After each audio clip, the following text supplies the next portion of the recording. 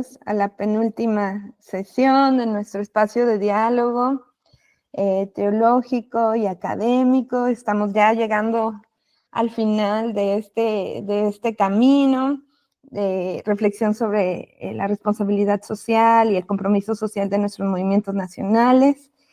Estamos también a punto de comenzar una segunda etapa donde vamos a estar trabajando en proyectos de servicio focalizados en los movimientos nacionales y estamos muy felices y muy animadas de encontrarnos el día de hoy. Vamos a iniciar con un tiempo de reflexión y tiene que ver con establecer un vínculo entre los dos temas de este proyecto, que son la justicia y la paz. Entonces vamos a estar reflexionando un poco en el pasaje que nos ha inspirado para hacer este vínculo. Quisiera que lo pudiéramos leer juntos. Entonces, cuando nos preguntamos qué es la justicia, podemos entender que es un atributo de Dios, que sabemos que es una característica de Dios, que Dios es justo, que es un atributo de Dios, que Dios hizo como creador a la creación buena, que cada humano tiene una dignidad intrínseca, que hay una perspectiva que nos vincula a la esencia de Dios, y la justicia es parte importante de esto. Somos imagen y semejanza de Dios. Sabemos que a lo largo del texto bíblico el tema de la justicia, el tema de la paz, son temas recurrentes que están en constante, tiene una constante presencia cuando Jesús habla, cuando se habla en las cartas paulinas, cuando se habla en el Apocalipsis. El tema de la justicia y del shalom son muy relevantes. El shalom para el pueblo judío tiene múltiples características. Puede ser un saludo en el sentido de un deseo hacia la otra persona, pero también es un estado que se busca en el marco de la comunidad y también es algo que se espera en nuestra relación con Dios. Shalom no solo se traduce como paz, también puede traducirse como bienestar o un estado de plenitud. Y queríamos compartir con ustedes un salmo que es importante en ese sentido y que ha inspirado mucho para hacer esta interconexión en el proyecto. El Salmo 85 es un salmo donde se pide a Dios que las cosas sean transformadas. Es un salmo donde se busca o hay un largo caminar del cual se busca que Dios resuelva, lo lleve a un buen término, lo transforme. Al inicio del Salmo, pues se habla de lucha, se habla de tristeza, pero este es el final del Salmo, del 10 al 13, es la parte final del Salmo, y es un clímax muy importante, porque es esta visión de cómo van a ser transformadas las cosas. Entonces dice así: la misericordia y la verdad se encontraron, la justicia y la paz se besaron. La verdad brotará de la tierra y la justicia mirará desde los cielos. Jehová dará también el bien y nuestra tierra dará su fruto. La justicia irá delante de él y sus pasos nos pondrá por camino. Entonces, tenemos en este salmo, pues los salmos son literatura sapiencial, algo que se asemeja a un poema, una perspectiva como si estos atributos fueran tangibles o fueran sujetos de objeto, y como si estos atributos tuvieran también un carácter propio, ¿no? Se encuentran, se besan y tienen una dinámica que están presentes alrededor de todo lo que existe. Entonces, quisiera que reflexionáramos en esta mañana en esta parte del Salmo 85. Y quisiera también que pudiéramos compartir o hacer un análisis comunitario de lo que podrían significar estas palabras. como en cualquier texto sapiencial o poético, puede entender sentidos amplios y profundos, ¿no? Sentidos alegóricos amplios y profundos. Voy a quitar un poco la pantalla completa porque las preguntas las tengo en otro archivo. Solo déjenme, voy a tomar las preguntas y vuelvo a la pantalla completa para que lo puedan ver. Ahí está. Entonces, ¿por qué piensan ustedes que es importante que la misericordia y la verdad se encuentren?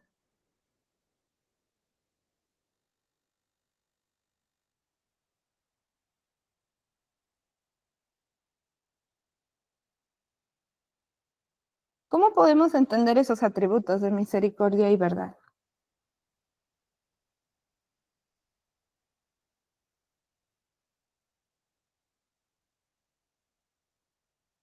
¿Quién se anima?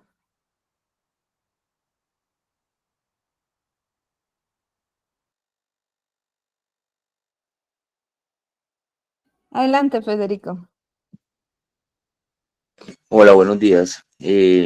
Bueno, recientemente tuvimos un cierre en Medellín, un cierre de una exposición en un museo de la memoria de un proceso que llevamos con mujeres desplazadas.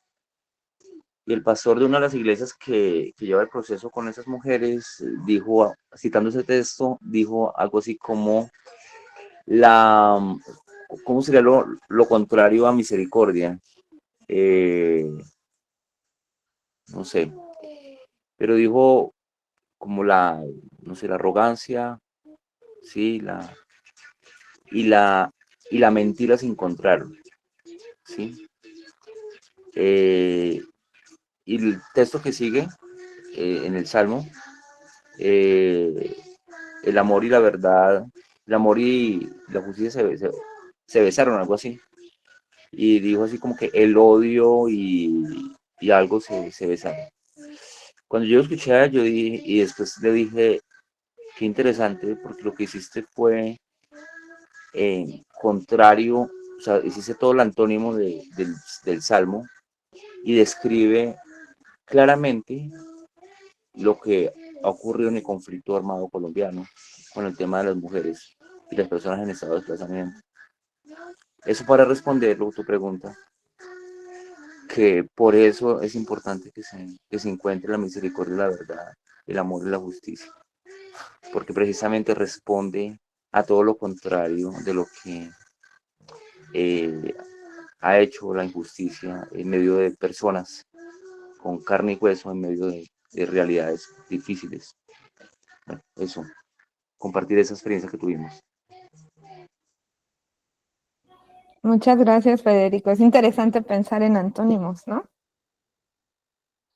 ¿Cuál sería el antónimo de la misericordia? Por ahí, cordia hace referencia al corazón, ¿no? Cuando se te mueve el corazón, la misericordia.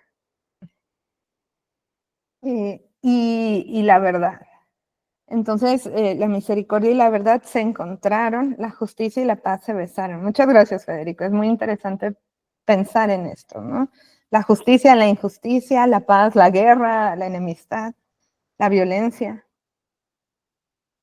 ¿Cómo también podemos continuar entendiendo estas palabras? ¿Por qué es importante esta unión entre misericordia y verdad y entre justicia y paz? ¿Qué dicen los demás?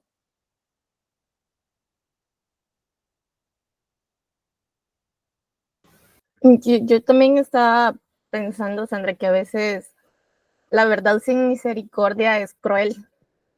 La verdad puede ser también muy traumática, aunque sea verdad, y nos enseñan mucho es que hay que ser transparentes, hay que ser auténticos, hay que ser, o sea, que hay que mostrarlo todo. Y tampoco estoy invitando a mentir, pero yo creo que hay verdades que hay momento para decirlas, porque si no puedes herir. Y recuerdo que discutía mucho con un estudiante este tema porque a él le gustaba mucho la apologética y le gustaba llegar y decir verdades, además de absolutistas muy crueles, y que en lugar de sumar en una comunidad o con la persona con la que estás hablando, cerras puertas, porque quizás no era el momento para hablar de eso o para decírselo. Entonces, la verdad, sin misericordia es cruel. y tienen que encontrarse. Y en los procesos de reparación, de restitución social, como ya mencionaba Federico, la verdad tiene que estar acompañada de misericordia, si no solo va a ser revictimizar a las personas.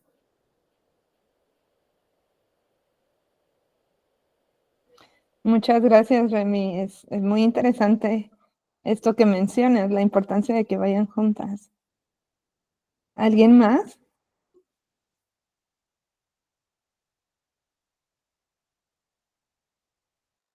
Voy a recuperar las palabras de Remy, ¿no? La necesita de misericordia porque si no, la verdad puede ser cruel. Entonces, eso es importante. ¿Alguien más que quisiera asomar alguna perspectiva?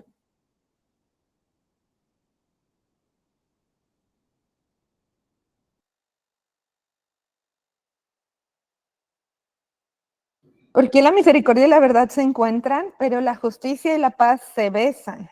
O sea, tienen un encuentro más profundo, muy cercano, ¿no? Se unen, se unen. ¿Por qué creen que estos dos atributos tienen se expresan de esta manera?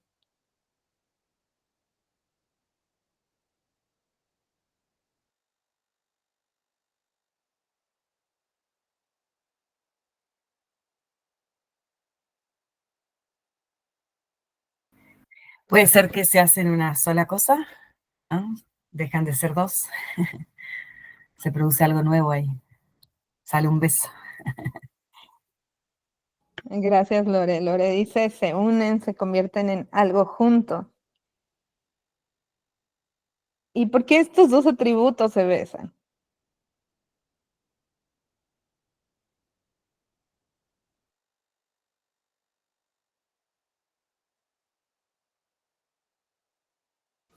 Yo pensando desde la misma lógica que estaba conversando, es que también puede existir paz sin justicia.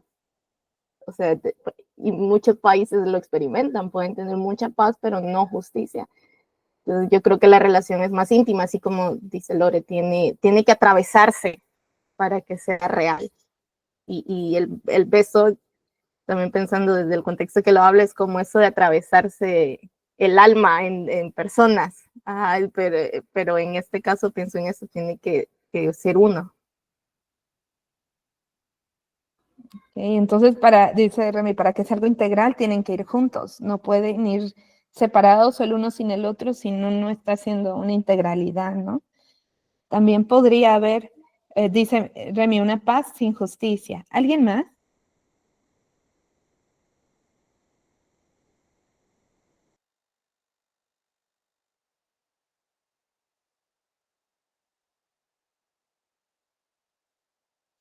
Pues también, siguiendo como la misma lógica, pero así como dice Remy, que puede haber como paz sin justicia, yo creo que también puede haber como justicias sin paz, ¿no? Como ser justicieros y aplicar algún sentido o algún concepto de justicia, pero sin que realmente nos importe la paz o el bienestar de todos los involucrados. Entonces, creo que aquí, pues, este salmo nos muestra que es importante que al buscar la justicia también, o sea, bueno, no nos olvidemos de que el propósito es, pues, la paz, ¿no? Para todos.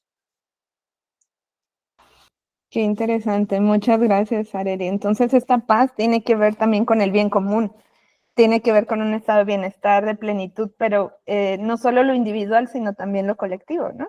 Tal vez estamos en un tiempo donde la paz se asocia con lo individual, pero realmente la paz tiene una connotación colectiva también. De hecho, es su máxima expresión, ¿no? El bienestar, el estar bien de todas y todos juntos.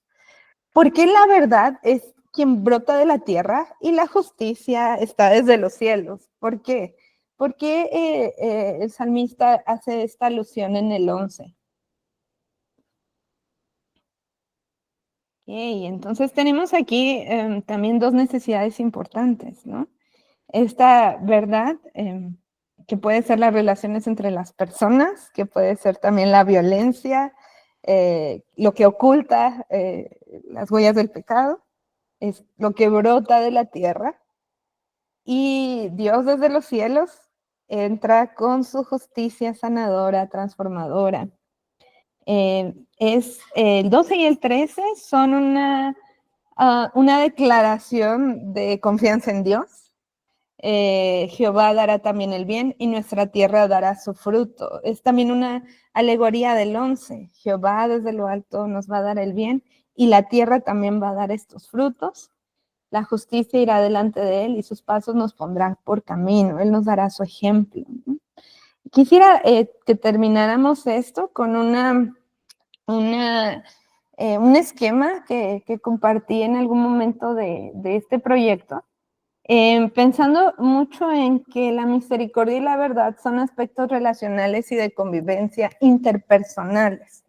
Como seres humanos son atributos que buscamos que se manifiesten en nosotros, y que tengamos misericordia, que nuestro corazón sea movido, que sea empático, que considere al otro, que se ponga en los pies del otro, que ame al otro. Y la verdad, es decir, elegir actuar con verdad en vez de elegir hablar con mentiras, son aspectos relacionales y de convivencia, de carácter. Pero la justicia y el bienestar son aspectos sociales y estructurales. Entonces, por eso se encuentran la misericordia y la verdad, porque son relaciones interpersonales. Pero como ustedes bien lo dicen, y llevamos esta reflexión también a otros ámbitos, los aspectos sociales y estructurales tienen que ser transformados también en un sentido de justicia y de paz, de bien para todos. Y un poco con lo que decía Lorena, es necesario que se integren y que funcionen como uno solo, porque para que exista una paz verdadera, un bienestar verdadero, un shalom, necesitamos tener justicia, necesitamos transformar y necesitamos cambiar situaciones de dolor, de violencia. Y también necesitamos que se haga con un sentido del bien común, como bien lo planteaba Areli y Remy y Federico. Entonces, son estos aspectos muy centrales en nuestra misión como cristianos. Y esto es relevante porque parecería que esto es algo utópico o que está fuera del alcance de lo terrenal. Sin embargo, es una conclusión del salmista. O sea, tenemos que, ante todas estas luchas, ante toda esta injusticia, ante toda esta violencia, tenemos que buscar esto. Y este es nuestro carácter cristiano, nuestra visión del ser cristiano. Y esto es también lo que Dios nos ha enseñado, como un poco cierra el Salmo, es Dios quien nos va poniendo este camino, es quien va abriendo el camino para que nosotros lo sigamos. Entonces, hay una profunda relación entre justicia y paz, pero que están precedidos por una condición de misericordia y verdad que debemos de tener en cuenta en nuestra vida, en nuestros corazones y en nuestro andar cristiano. Entonces, quisimos iniciar con esta reflexión la sesión de hoy porque pues tiene mucho que ver con el sentido de este proyecto y también el por qué hemos decidido que estos aspectos sean pues los que vayan delante de nosotros o lo que queremos reflexionar y pensar. Y queríamos compartirlos en esta mañana con ustedes. Entonces, bueno, ahora voy a dar espacio para que continuemos con el programa con Areli. Hola, estamos de vuelta. Espero que hayan podido retroalimentar sus ejercicios de la sesión pasada. Si no, recuerden que siguen en sus carpetas. Ustedes conservarán los links por si quieren seguirles trabajando posteriormente. Entonces, ahora pues cerramos esta sección de retroalimentación y pasamos a lo que sigue con Remy. Bien, entonces vamos a retomar ya la parte que corresponde a esta sesión y espero que hayan podido como refrescar. Esto nos va a servir para lo que vamos a hacer ahorita. Entonces, bien, lo que vamos a hablar ahora para terminar y para completar lo que hemos estado trabajando todas estas semanas va a ser algo que seguramente es familiar para la mayoría, que es el árbol de problemas. Esto, lo que vamos a hacer es lo siguiente. Voy a compartirles un poco en qué consiste este árbol de problemas y posteriormente vamos a hacer un ejercicio como ya hemos venido trabajando. El árbol de problemas es seguramente la mayoría, y lo que vamos a hacer ahora es refrescar un poco ese conocimiento.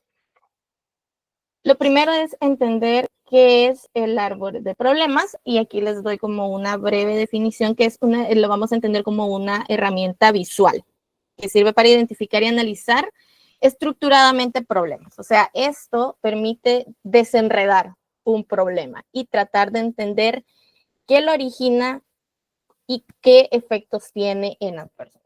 Entonces, dice que es los problemas que son complejos a su causa, y es como un mapa que nos ayuda a entender por qué un problema existe y cómo está afectando la situación determinada. Ya les voy a presentar algo más visual, pero de entrada ustedes pueden imaginar un árbol. El árbol tiene un tronco, entonces representa el problema principal. Ustedes tienen que pensar en cuál va a ser o cuál es la esencia del problema en la comunidad o la organización que ustedes van a participar con el proyecto de servicio. Luego vienen las ramas, que son las consecuencias directas de ese problema. O sea, la parte de arriba va a ser qué consecuencias directas afectan, y las raíces, que son las causas fundamentales que originan el problema. Entonces, eso es a manera general un árbol de problemas. ¿Para qué sirve? Quizás el objetivo de esto yo lo pude simplificar de esta manera. Primero es clarificar una situación.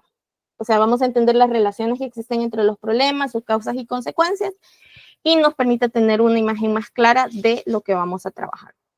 Luego también sirve para identificar las causas de raíz.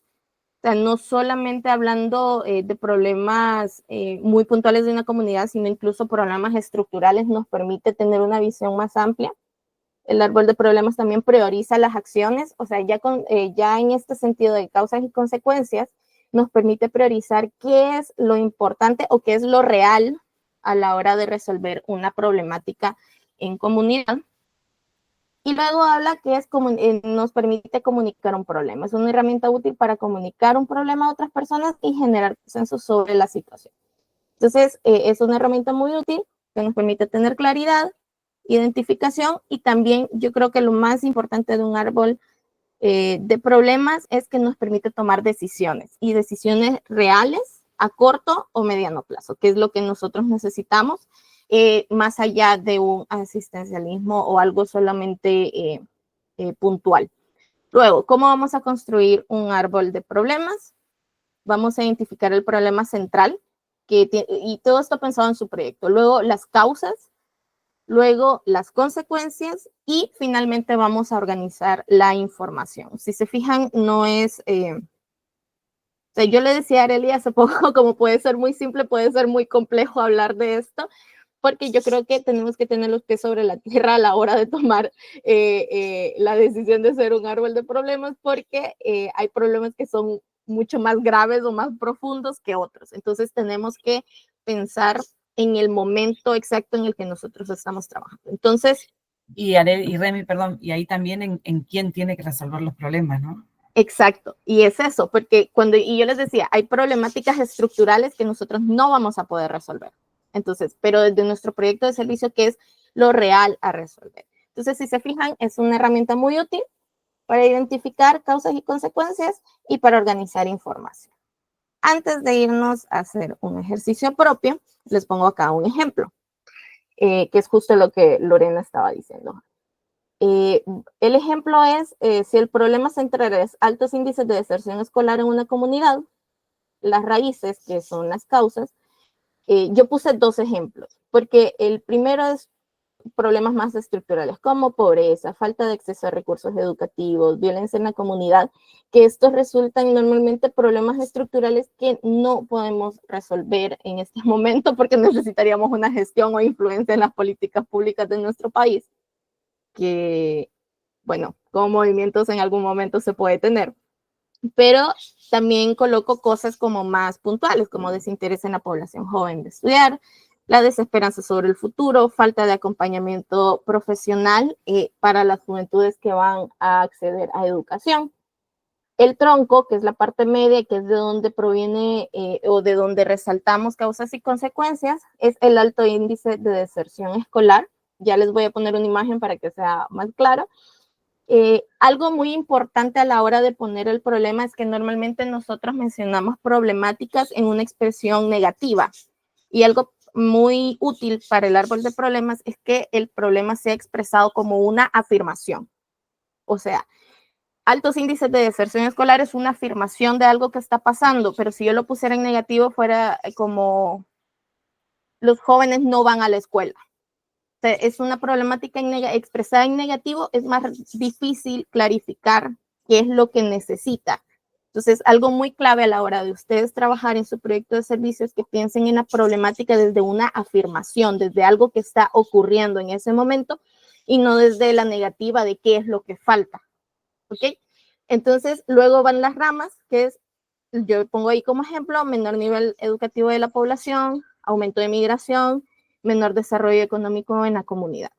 Y esas pueden ser situaciones que sí podemos abordar, pero que dependiendo de las raíces que hemos puesto, nosotros vamos a definir, no desde el problema estructural, que es lo que les comento, que no podemos resolver en este momento, pero sí desde lo que podemos hacer que trascienda a otros momentos de la vida de las personas involucradas. Entonces, esto es un ejemplo, les quiero compartir visualmente cómo se tiene que ver para que podamos trabajar.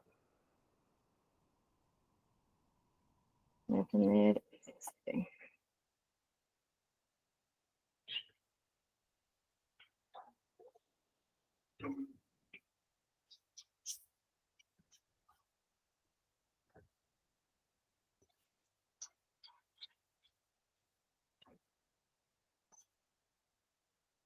Bien, así tiene que lucir su árbol de problemas. Le voy a hacer zoom.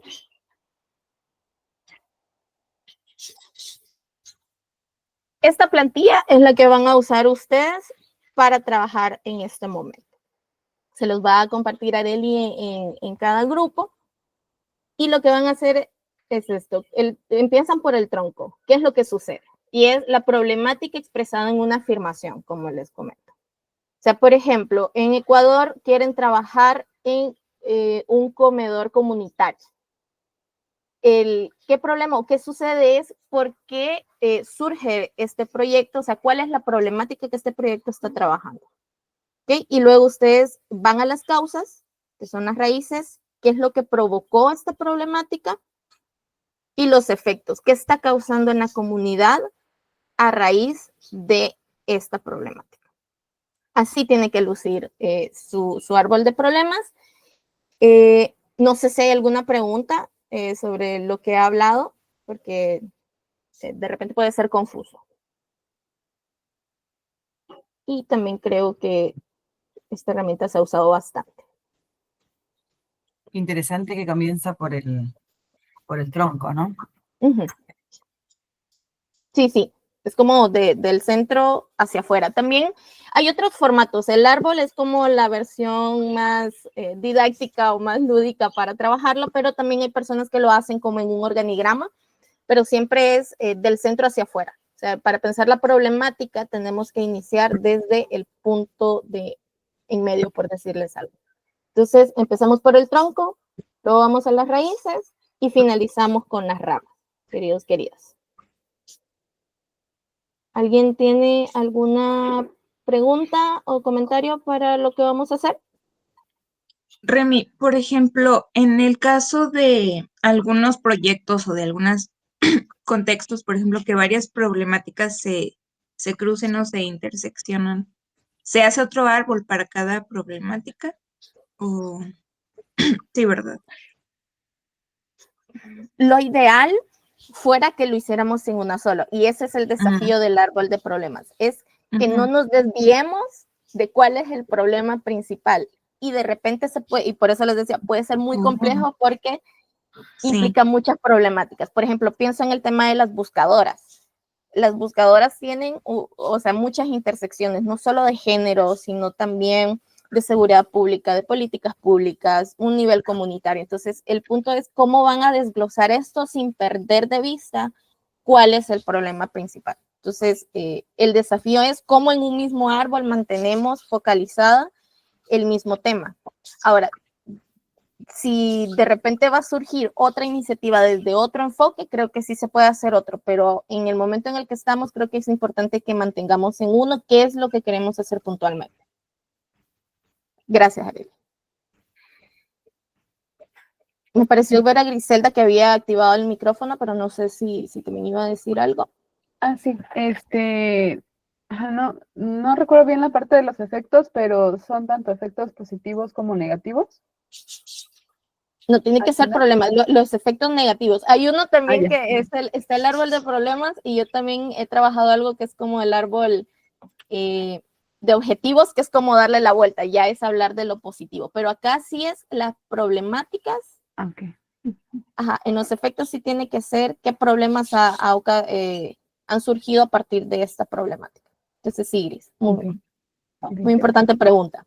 Sí, tiene que ser cuáles son los efectos negativos en este caso. Federico.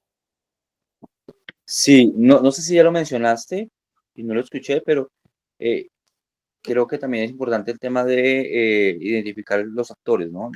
¿Qué actores son los que están allí implicados para poder ayudar a la delimitación de lo que se quiere buscar en el árbol? No sé si ya lo habías dicho, pero bueno, gracias. Gracias, Fede. Sí, en este caso, previamente con Arely ya habían trabajado un mapa de actores algunos. Porque es importante tomarlo en cuenta, como está diciendo Federico, es porque esto nos permite saber quiénes están participando y quiénes van a identificar estas problemáticas. Entonces, sí, el punto de partida siempre es el mapa de actores que ya tienen algunos, y que si no lo tienen todavía, pueden reunirse asincrónicamente, le decía Caro, para poder trabajarlo. Pero sí es importante definir o delimitar quiénes están participando en esto para poder abordar la problemática. Sandra ponía en el chat las consecuencias, correcto, porque como estamos hablando de problemáticas, pues los efectos sí, en la mayoría van a ser consecuencias, pueden ser negativas. ¿Algo más? ¿Estamos ahí todos y todas? Yo creo que sí. Bien.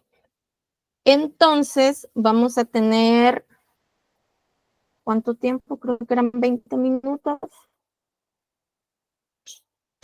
para trabajar el árbol de problemas. Si ya tienen 30. a este nivel, 30 minutos. A este nivel sería muy bueno que ya tengamos claridad de cuál va a ser el proyecto de servicio que queremos trabajar. En caso ustedes no lo tengan definido, pueden pensar en una problemática cercana o algunas de las posibilidades que tienen de trabajar en comunidad. Y en caso todavía no tengan certeza de su proyecto de servicio, pueden trabajar una problemática a nivel de movimiento nacional para poder hacer el ejercicio, pero prioritariamente nos gustaría tener el del proyecto de servicio. Arely les compartió la plantilla a cada uno, lo vamos a trabajar en estos 30 minutos y finalizando lo suben nuevamente al Drive para que podamos tener ahí el registro. Entonces, gracias Arely, vamos a trabajar estos 30 minutos el árbol de problemas, y cualquier duda, pues en cada grupo vamos a estar Arely, Sandra, va a estar Griselda también, que yo sé que lo ha trabajado, y voy a estar yo. Entonces, vamos a aceptar la invitación y nos quedamos trabajando este rato.